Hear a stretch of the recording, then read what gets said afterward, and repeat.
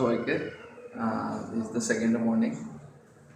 আর এখন বাজতেছে সকাল 9টায় ঘুম থেকে উঠলাম। রাতে 1টা দিয়ে ঘুমাতে গিয়েছিলাম, 1টার দিকে ঘুমিয়ে তারপরে সকাল 9টায় উঠলাম। 6টার দিকে যাওয়ার ইচ্ছে ছিল কিন্তু যাইনি। পরবর্তীতে 1টার দিকে ঘুরতে উঠে এখন ব্রেকফাস্ট করতে যাবো। ব্রেকফাস্টে কি আছে দেখি, সবার সাথে শেয়ার করি।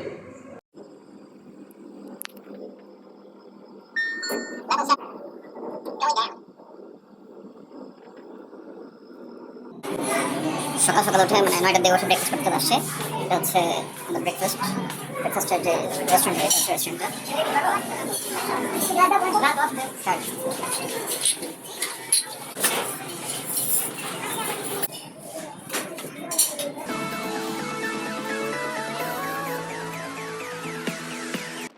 অবশেষে আমরা ব্রেকফাস্ট করার পরে পাটোর টেকের উদ্দেশ্যে রওনা দিয়েছিলাম। তো এখন পাটোর টেকে এসে থামলাম আর কি। এখন পাটোর টেক ঘুরে দেখবো পাটোর টেকের কী অবস্থা, বা পাটোর টেকে অবশ্য কলাতলি বা সুগন্ধা ওই সাইডের থেকে পাটোর টেকের দিকে খুব সুন্দর একটা ওয়েদার আছে আর কি, খুব সুন্দর একটা ওয়েদার। তো আশা করি ভালোই লাগছে, আপনারাও আসলে আশা করি ভালো লাগবে আর কি।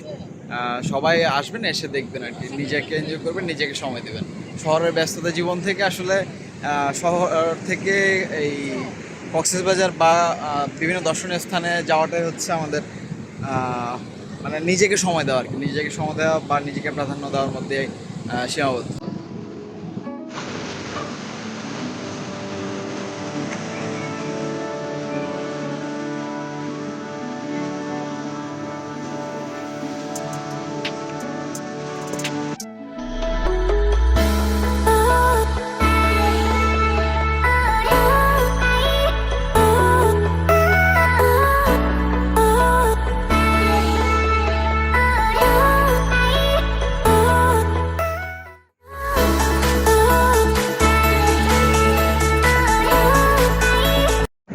Today is the 3rd day in Cox's Bazar.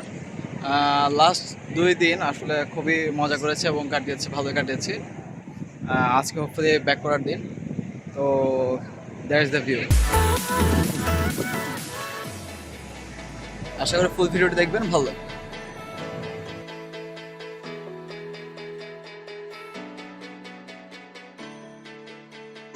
পরন্ত বিকালের এই ওয়েদারটা আসলে খুবই সুন্দর লাগছে, খুবই জোশ লাগছে আর কি। জাস্ট অনুভব করছে এই সাগর পাড়ে, আর ভালোই লাগছে আসলে।